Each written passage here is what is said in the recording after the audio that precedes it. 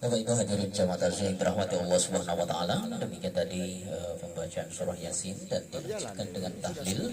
Dan berikut ini Bapak Ibu hadirin yang kami hormati, marilah kita simak dan kita dengarkan tausiah atau ceramah agama yang insyaallah akan disampaikan oleh Ustadz Zulfi Asyadi, Sarjana Pendidikan Islam. Kami persilahkan.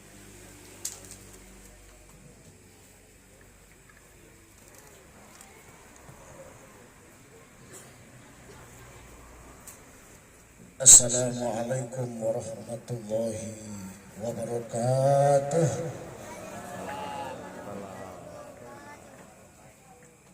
Cak jala lapo kali. Segil wae ra. Emang lapo kali. Wak kira enggak sakit mah lambat makan. Bismillahirrahmanirrahim. Alhamdulillahilladzi khalaqal mauta wal hayata liyabluwakum ayyukum ahsanu amala. Asyhadu an la ilaha illallah wahdahu la syarikalah wa asyhadu anna Muhammadan abduhu wa rasuluh. Allahumma shalli wa sallim ala abdika wa rasulika nabiyil ummi wa ala alihi wa sahbihi ajma'in, amma ba'd. Qala ta'ala fi kitabihil karim, أعوذ بالله من الشيطان الرجيم بسم الله الرحمن الرحيم ولنبلونكم بشيء من الخوف والجوع ونقص من الأموال والأنفس والثمرات وبشر الصابرين الذين إذا أصابتهم مصيبة قالوا إنا لله وإنا إليه راجعون. صدق الله العظيم. وقال رسول الله صلى الله عليه وسلم إذا مات ابن آدم انقطع عنه إلا من ثلاث: صدقة جارية أو علم ينتفع به أو ولد صالح يدعو له. Para alim ulama, tokoh agama, tokoh masyarakat cerdik cendekia yang saya muliakan, hadir bersama kita Ketua Masjid Nurul Iman Desa Pedang beserta Ketua Pembangunan Ustadz John dan Bos Pedang sebelah. Kita doakan semoga sehat selalu, usahanya lancar. Amin. Hadir juga tokoh adat Desa Pedang, Mandawal Ikrom. Alhamdulillah sehat selalu Mang. Aman Kirom. Kirom itu artinya mulia. Al-Kirom mulia. Alhamdulillah. Bapak Kadus atau yang mewakili serta perangkat yang lainnya, dan telah datang jauh dari nun jauh di sana bersama kita Ketua Keluarga Batak Muslim Bang Ucok Harahap. Nah, kalau belum kenal berdiri Bang. Jauh jauh sebelum itu bengkel. Beserta keluarga besar Batak Muslim yang berkesempatan hadir, semoga terus terjalin silaturahim sepanjang masa. Amin ya rabbal alamin. Hadirin tamu undangan jamaah takziah yang mungkin tidak saya sebutkan satu persatu tanpa mengurangi rasa hormat saya, mengingat tahun lalapo yang berbahagia. Mari kita senantiasa bersyukur kepada Allah Subhanahu wa taala, karena kata Allah, la in syakartum la azidannakum wa la in kafartum inna azabi lasyadid. Jika kamu bersyukur atas nikmatku maka akan aku tambah, tapi jika kamu kufur ingat azabku akan pedih. Betapa banyak nikmat Allah yang tidak bisa kita hitung. Wa in ta'uddu ni'matallahi la tuhsuha. Jika kamu ingin menghitung nikmat Allah, niscaya tidak akan dapat kamu hitung. Tak mampu Bang menghitung. Nikmat hidung saja satu alat ini Bang, ya Bang. Dinjuk gratis oleh Allah, gratis, sama oksigennya gratis, tidak perlu bayar. Betul Pak Ketua Penasehat. Gratis. Coba masuk rumah sakit Arbunda, berapa itu? Nah, kalau kita tiap detik, tiap menit uji Tuhan suruh, bayo oksigen, bayo hidung yang kamu pakai, nah, nanggung kita. Betul tak? Itu baru siko hidung baik. Lum mata, lum tangan, lum yang lain-lain. Kalau tidak dihitung-hitung tidak cukup malam ini. Nah, maka kita selalu bersyukur dan alhamdulillah kita masih tetap diberikan nikmat iman dan Islam, nikmat persaudaraan, nikmat kebersamaan, sehingga pada malam hari ini kita sama-sama hadir di kediaman Ibu Megawati Presiden Indonesia yang lalu. Tapi beliau ini ada pak-pahannya. Semoga beliau selalu sabar. Amin ya rabbal alamin. Hadir di kediaman ini dalam rangka kita takziah malam yang ke-40 sekian pokoknya. Tapi judulnya 40 hari itulah ada. Atas meninggalnya, wafatnya putra beliau yang bernama Ahmad Bakti Batubara bin Ahmad Hidayat Batubara,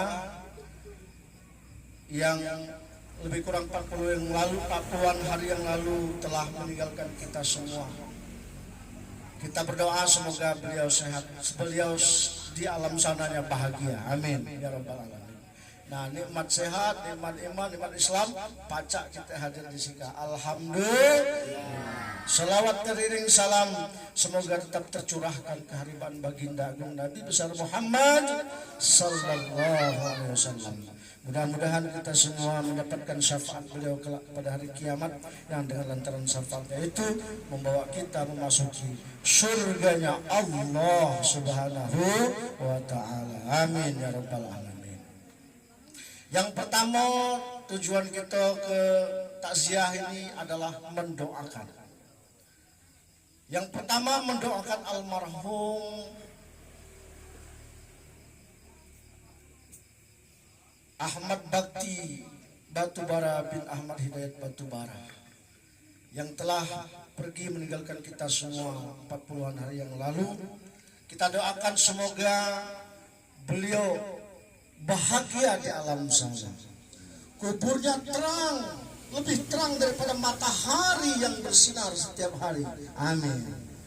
Kuburnya dijadikan taman dari taman-taman surga, dan kita doakan semoga beliau nanti bersama ibunda, ayahanda, dan keluarga besarnya berkumpul kembali di surganya Allah Subhanahu wa ta'ala. Yang nomor 2 yang kita doakan adalah keluarga ahli musibah, terutama ibunda beliau, adik kakak beliau. Semoga Allah berikan kesabaran yang luar biasa, ya. Dengan kesabaran itu insya Allah dapat pahala sabar. Inilah lemaknya jadi orang beriman, tidak Pak Ketua. Orang beriman itu kata Nabi ajaib. Kenapa ajaib? Orang beriman itu diuji dengan hal-hal yang tidak mengenakan, dia bersabar dan sabar itu baik baginya. Dia dapat pahala sabar. Orang beriman itu kenapa ajaib? Ketika diuji dengan hal-hal yang tidak mengenakan, terbalik ya. Salah. Kalau yang ngantuk tak jelas nyambungnya. Kalau yang ngantuk tadi tak protes. Jadi orang beriman itu kenapa ajaib? Ajaibnya orang beriman itu ketika diuji hal-hal yang tidak mengenakan, ada keluarga meninggal, ada suami meninggal, ada istri meninggal, ada anak meninggal, dia sabar, dan sabar itu baik baginya, dapat pahala sabar. Nah, kalau kujigo Ibu Mega nggak sabar, alhamdulillah pahala sabar. Mengapa ajaib orang beriman itu? Makanya perlu jadi orang beriman. Ketika diuji dengan hal-hal yang mengenakan, dapat rezeki, dapat anak, dapat istri, dapat suami, dapat harta, dapat uang dan sebagainya, dia bersyukur, dan syukur itu baik baginya, dapat pahala syukur. Alhamdulillah. Nah ini. Kemudian sikat-sikat lah ya. Yang pertama niat kita mendoakan. Yang kedua kita hadir di sika, kita menasehati. Nasihat dari siapa? Nasihat dari Allah Subhanahu wa ta'ala kepada tentang kematian. Siapa yang dinasihati? Yang ngomong kelah yang lebih dulu dinasihati. Ya, aku nasihat awakku dewe dulu, bukan nasihat para hadirin. yang nomor 2 baru para hadirin. Kalau nak nerima enggak dapat. Jadi bercakap Kak, maksud aku menyampaikan nasihat Allah dan Rasulnya tentang kematian. Karena kita berada di tempat kematian. Halo?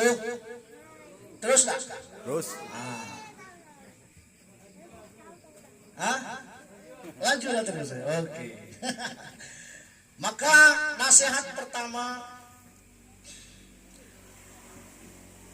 bahwa kematian itu galak tidak galak, mau tidak mau pasti terjadi. Betul tak? Kaki dulu kungan mati, tak baca mendisnya mati mati. Tak baca ditunda. Fa iza jaa ajaluhum la yastakhiruna sa'atan wa la yastaqdimun. Apabila telah datang waktunya ajalnya tiba, tak baca dimaju, tak baca dimundur walau sedetik pun. Artinya urusan kematian tak kata pilihan kita. Mau tak mau harus mau dan wajib mau. Tak galak dipaksa. Oleh malaikat Israel tak kata pilihan. Yang ada pilihan kita itu 2. Yang nomor 2-nya adalah mak mana cara kita mati. Nah, kelak nasihat untuk aku, nasihat untuk kita galak-galak Kak. Pilihan kita untuk menghadapi kematian Kak cuma 2. Nak mati husnul khotimah, apa nak mati? Apa? Nak mati husnul khotimah, apa nak mati su'ul khotimah. Nah, 2 macam kelai kita bahas malam ini Kak. Kalau pacak kita matinya dalam keadaan husnul khotimah. Kalau meninggal dalam keadaan su'ul khotimah, insya Allah lah kemana lah itu keluar. Tapi kalau meninggal dalam keadaan husnul khotimah, insya Allah pintu surga sudah di depan mata. Amin ya robbal alamin. Kira-kira milih yang mana Jamil? Mana Jamil? Mati su'ul khotimah apa husnul khotimah? Ya, meninggal dalam keadaan husnul khotimah. Nah, ini yang perlu kita perjuangkan bagi kita yang masih hidup. Ya Allah, semoga kita kaki meninggal dalam keadaan husnul khotimah. Apa? Mana caranya Pak Ustaz? Nah, caranya yang pertama, kalau kita nak meninggal dalam keadaan husnul khotimah, yang pertama ingat-ingat kita harus berusaha bagaimana memperbaiki hati kita. Hati kita harus menjadi hati yang baik. Terhindar dari penyakit-penyakit hati, hasud, iri, dengki, sombong, takabur dan sebagainya. Kalau ada rasa sombong, iri, dengki, hasud, alamat. Alamat kemana? Alamat su'ul khotimah. Nah, itulah. Jadi zaman Nabi dulu, ketika Nabi lagi duduk bareng-bareng sahabat seperti ini, kata Nabi, hei para sahabat, kamu mau lihat ahli surga? Siap, kata para sahabat, mau lihat Nabi. Sebentar lagi dia lewat. Dalam waktu ada sahabat yang lain lewat. Diam baik. Nih, dititeni. Besok diomongi lagi oleh Nabi. Sebentar lagi kalau kamu nak jenguk ahli surga, sebentar lagi dia lewat. Lewat lagi, uang tulah yang lewat. Yang kemarin tulah. Sampai 3 hari berturut-turut, yang datang lewat itu uang tulah. Penasaran para sahabat yang tadi ditanya oleh Nabi. Akhirnya sahabat tadi nak ngeli, apa nian amalan sahabat ini kok dia lah ditunjuk oleh Nabi bahwa dia adalah calon penghuni surga. Tak malam sahabat yang lain tadi nginap di rumah sahabat yang sudah dikasih tahu Nabi tadi itu ahli surga tadi. Apa nian amalan? Apa tahajud terus tiap malam? Apa berzikir terus tiap malam? Lah 3 malam, malam di situ sahabat dikelilingnya biasa-biasa baik. Semaya biasa baik, sembahyang wajib, semaya witir, semaya biasa. Lah 3 hari di situ bertanya, baru dibukanya rahasia. Wahai saudaraku, terus terang, Aku numpang temalam 3 malam di rumah kamu, Kak. Sebenarnya aku nak ngintip kamu. Ngapa? Uji Nabi, kamu tuh lah dicatat sebagai ahli surga. Ngapa? Nah maka itulah aku tuh nak nengok apa nih amalan kamu sehingga kamu lah dikasih tahu oleh Nabi bahwa kamu tuh penghuni surga, calon penghuni surga. Tak kata uji sahabat tadi. Aku sholat dia sholat. Dan sholat wajib, kepengen sholat sunnah, kepengen berzikir. Tidak ngoyo-ngoyonya ibadah. Cuma aku siko, kujagonian hati aku. Hati aku kujagonian, jangan sampai aku sakit hati dengan Tuhan. Hati aku kujagonian, jangan sampai aku menyakiti orang lain. Hati aku kujagonian, jangan sampai aku sombong. Hati aku kujagonian, jangan sampai aku iri, dengki, hasad dan sebagainya. Cuma itulah rahasia. Menjadikan hati kita hati yang baik hati, tak mudah suudzon, tak gelik budak kecil model kak, jangan merasa aku tak lebih pandai dari budak tu kan. Dalam hati kita budak itu lebih baik dari aku. Ngapa? Aku lah banyak dosa, budak tu belum berbuat dosa, masih bersih. Bertemu dengan yang lebih tua, lebih baik orang tua, lebih tua dari kita daripada kita. Jangan kita merasa lebih baik. Ngapa?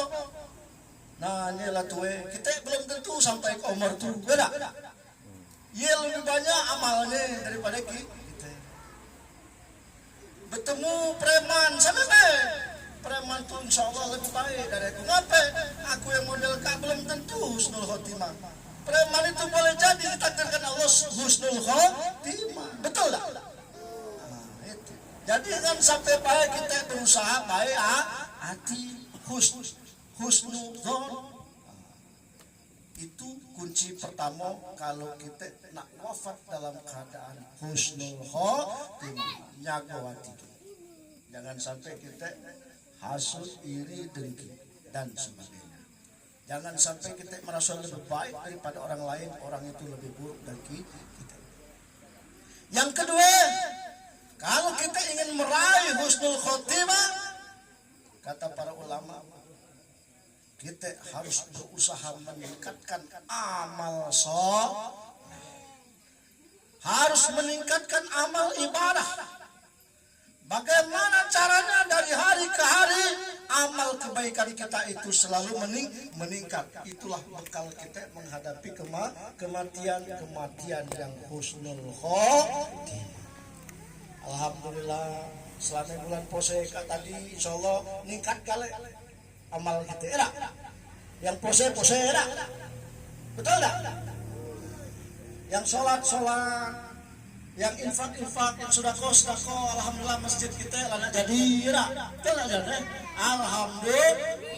Itulah bekal kita menghadap kematian. Kita berusaha selalu meningkatkan amal kebaikan kita sebagai bekal untuk menghadap Allah.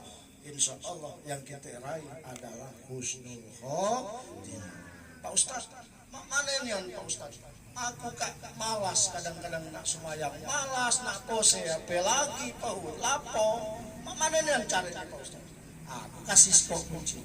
Caranya kalau kita nak ikhlas, nak khusyuk, nak kuat semangat kita dalam beribadah, sikok kuncinya. Nah, jangan kalau tahu. Sikok selalu ingat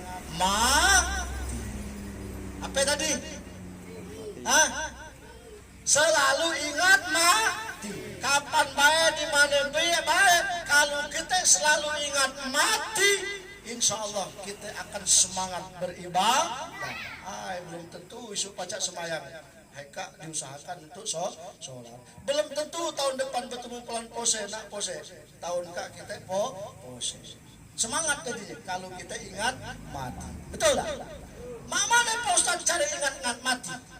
Nah, caranya ingat mati itu kata para ulama adalah selalu mengingat orang-orang yang telah wafat. Oh, lakiku telah meninggal. Oh, orang tuaku sudah meninggal. Oh, anakku sudah mendolaiku. Oh, tetanggaku sudah mendolai aku. Oh, simpulan teman akrabku sudah mendolai aku. Kapan-kapan aku pulih. Betul tak?